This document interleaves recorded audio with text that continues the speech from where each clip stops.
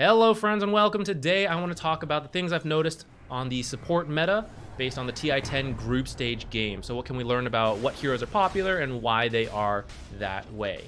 So first, you want someone who's going to be a decent laner. In the past, there have been better comeback mechanics. There have been times where the teams play for like the ultra late game, that sort of deal.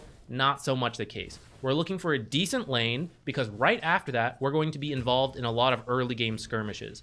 2 to 3 man ganks here and there, invade the jungle, push towers, defend towers of course as well, early Roshans, and we want the supports to participate in that. In the past, Warlock, like, okay, we survived the laning stage, we're gonna win in those like 40-minute fights. We're not seeing that. High active heroes, strong laners, things like that for your supports. You also want supports who can survive, either because they're tanky or because they have natural mobility, survivability things, whatever. Think about the popular carries right now. Tiny. What's a popular item right now? Silver Edge, guaranteed crit. There's a lot of other burst damage, not just from the carries, but from the mids and the offlaners. So if the enemy mid or carry can just burst your supports easily every single fight, those supports are not playing Dota. They're not having fun. They're not going to get to do much. So you need to be fairly survivable as a support without having to like buy too many items. In case you have a bad game, you're still not going to just be deleted all the time. You want to be fairly survivable to deal with these kind of aggressive plays we're seeing. The final thing is that because of all this early game fighting, supports are getting a lot more golden experience than they used to. If we think about the past, round boots, wards, like that's the support life, position 6, that kind of deal. But now, we're getting involved in all these kills and assists. We're getting some gold and experience. Uh-oh, sometimes the cores die in these plays. What a shame. Now the supports get to farm up a little more. And because of the neutral items as well, all the supports are seeing a little bit more power than they used to in the past, or at least this patch right now. And so it's nice if those supports also have the potential to scale quite well.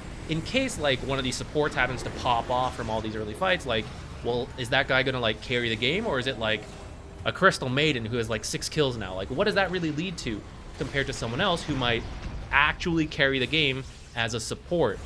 But because they've been like so successful in these ganks, they now become almost a core.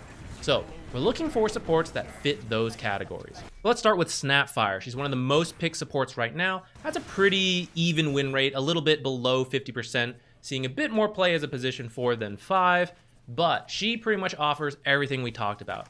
Her laning stage, usually pretty solid. Cookie, fantastic spell for these early game fights. A nice little AoE stun, help your cores that maybe they don't have their mobility items yet. A little hop forward to start that fight off. If you get a point in Little Shredder, maybe do the Little Shredder build, in fact. That's some negative armor synergy when you make these like few man movements to get these early kills, and then after those kills, you can then take some towers, or maybe even Roshan with that negative armor. Then you have her ultimate, one of the highest damaging ults from a support. That is enough damage to get all these early game kills. So if your cores don't have damage, because you pick someone more utility focused, it's fine. Snapfire's got you covered. And then you can throw her in the 4 or 5 position, and you have a bunch of flexibility there. Next up is Elder Titan. His laning stage can be great depending on the matchup, but usually it's at least fine. Even in worst case scenarios, you contest pulls with Astral Spirit, no big deal. You get out of the laning stage and you become someone who can amplify your other teammates due to your passive. You are reducing the armor and magic resist of the enemy, so these core heroes who, they have a bunch of damage, but usually it's just not enough to get the kills on their own. Here comes an Elder Titan who initiates with a long-range Spirit, long-range Stomp. The core gets to close the distance, and then the Spirit or Elder Titan's there as well, and then they get amplified damage to finish up the kill. Echo Splitter itself is a great skirmish skill as well. Either you get a bunch of damage or you zone the enemy away with that ability, and this guy scales like nobody's business. Elder Titan is one of the few supports who will actually kill core heroes in the mid to late game given the right items. It's kind of absurd how strong he can be. Most of us probably don't appreciate that because we don't see Elder Titan too much. Pros have a better feeling for it, but even they will still get solo killed by Elder Titans. So this guy is fitting a lot of the things we're looking for right now. Next up, we have Io. Now, Io is actually the second most contested hero for picks and bans. However, his win rate has not been so good. So that's why I'm moving him down this list a little. It's my own personal list. I get to do whatever I want. He's still kind of good. He still offers what we talked about. Like, usually has a decent laning stage because of tether and overcharge. It just provides so much regen you get through the lane. But it's really relocate that allows your carries to just continue to farm and yet still participate in these early game fights. And so you're able to win these early skirmishes because you just bring the numbers game, but you're not even falling behind in farm because of the way relocate works. It sounds awesome. However, in practice, his win rate has not been so hot. Now, I'm not fully sure why. I haven't been able to watch every game, but I do feel that Io +1 isn't so good. You know, like, Io doesn't add that much in the early game. It's like that whole numbers thing, but the ultimate is kind of a longer cooldown, and if you just have Io, not so good. So that's kind of my impression on it. I think we'll still see Io. He's always a TI favorite. Pro teams love him, but he does seem to be having some issues. Maybe he needs better laning partners, something like that. But yeah, there's Io. Second on this list is Weaver. He's not too much farther behind Io in terms of how often he's picked, and his win rate is surprisingly average as a support. Has a 4 position, which is where I recommend you play him. He's got about a 50% win rate over 30 games. As a position 5, I don't really recommend that, 40%. So, like, why do I think he's such a good support? It's because his carry win rate is pretty good. That's weird, right? Why aren't we just playing Weaver carry instead of support? The thing is, it's the flexibility that Weaver offers a draft to a pro team. They first pick Weaver, and they tell the enemy team, you have to counter this Weaver pick. If you don't counter this Weaver pick, I'm going to play Weaver carry because it's a good Weaver game. You never countered it. So they counter the Weaver. They're like, fine, I don't want to lose to Weaver. They counter it. Joke's on you. It was a Weaver support, and now I pick a core who has a good game against what you've picked. So you're seeing a lot of Weaver first phases, sometimes being picked a little later as well, but it's totally fine to open with Weaver because it's like, I'm revealing a core, or am I? It's just a support. And the enemy team has a whole, like, it's a whole struggle to try to, like, plan around the Weaver, because if it's a support, he's still going to have a good laning stage, still a lot of low cooldown abilities to participate in a lot of fights. The Swarm is incredibly annoying for even cores to deal with. His ult, if he doesn't get killed, the ult allows him to come back from all that burst damage, or buy an Ags, save teammates who are suffering from the same issue. So he's still a good support, but he could be a really good carry in certain matchups, and you have to plan for both of that as an enemy team, and that is such a hassle. That same idea leads us to number 1, Monkey King, the most picked and banned hero of TI at nearly 100%. This guy has the same idea as Weaver, where you can just first pick him and always first phase picked when he doesn't get banned, except the few times he wasn't. All the other heroes, it's sometimes like the second phase or the last phase, but Monkey King has always been like first pick or like the second pick right after. It's the same issue, like, we didn't counter Monkey King, we have a good Monkey King core game. We did counter Monkey King core.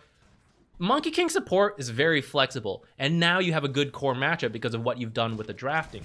As a support, his laning stage can be a little worse than Weaver's depending on the matchup, but pro teams can flex him into the safe lane or the off lane, depending where he does better. But he has enough flexibility that he comes online with the stun and the tree dance at like level 2 or 3, and if his lane like really sucks, he'll just focus on ganking a bunch with that stun, because you can't even tell that Monkey King's there because he's in the trees. It's very unique to the hero. That same tree mechanic allows him to gather vision very safely in a way that others can't, allows him to ward very safely, and this guy is a core. So you can play him as a support, but if things go well, you can just buy very aggressive items and you're suddenly just killing cores on your own as a support. So now your team has 4 cores. Pubs knew it all along. The more cores you have, the easier it is to win Dota. So that's why he's at our number 1 spot. I just want to show you guys a list of the most picked and banned heroes, and just imagine how everything we've talked about works together between the supports and the cores. On this list for commonly picked cores, when Monkey King's a core, he has Burst, Tiny Burst, Invoker Burst, Tidehunter, let's get back to him, Storm Spirit, Burst, Elder Titan enables Burst, Lina Burst, Snapfire Burst, Earthshaker Burst, Sven Burst, Medusa will stop there because she doesn't follow this trend. We have a lot of high burst core heroes, and that's why I was saying, like, we need supports who survive. We need supports who enable these burst heroes to get kills. So you need to be able to play with these heroes and against these heroes.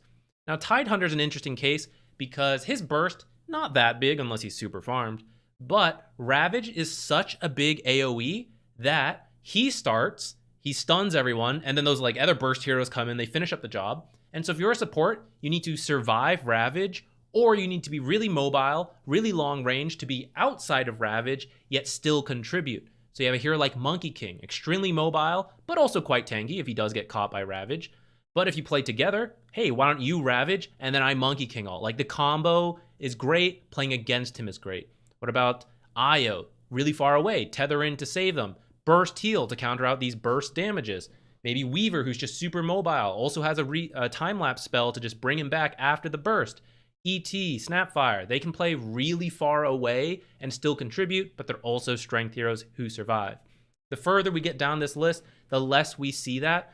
There are games for these heroes like Silencer, Disruptor, Lion, and in fact, those two are doing quite well. We might see them picked up even more.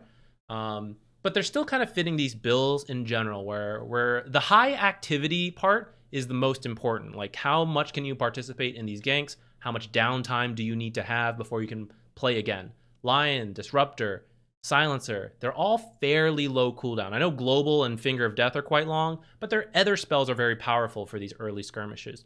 The lower we get, the more we see easily burst heroes, heroes with really long cooldowns, heroes who they can kind of gank, but they're kind of awkward. There are a couple heroes that I do think should have been good, but maybe their numbers are just low. So like Grimstroke fits the bill in most categories, but I think Inkswell's really awkward, and the amount of mana he needs to like make these plays, he has to use all his abilities multiple times, and so he burns through a ton of mana, whereas a lot of those other ones don't need as much mana, I think.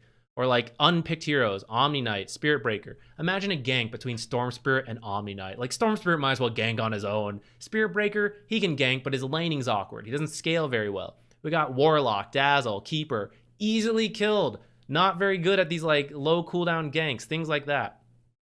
So there are some heroes that I think should be good, but just aren't seeing play. Like Jakiro, like he's tanky. He has pretty long range spells, but I don't know, he doesn't scale that well as some of these other heroes, and it's very rare to see like a Jakiro solo kill, you know? Whereas like a Monkey solo kill, Weaver, ET, Snapfire, like those are a little more common. So I think there's like more playmaking potential between these like top picks compared to some of these lower picks that still seem to fit the bill, but are even more dependent on allies, whereas some of these guys are a bit more free to do their own thing. Though, of course, they're still trying to play with cores. But like, I think there is that these pros are so good. So if you give them heroes where they can do things on their own, they will do things on their own. And I think that's what we're seeing here. If you're interested in playing Monkey King after this video, I did make a Monkey King video just the other day. Feel free to check that out. And if you want some Snapfire tips and tricks, got a video on that too. You want to play those other heroes? Don't have content for that, but keep an eye out because we will take a look at some pro player perspectives to give you some insight on those heroes in the coming days. Thanks for watching, guys, and I'll see you in the next video.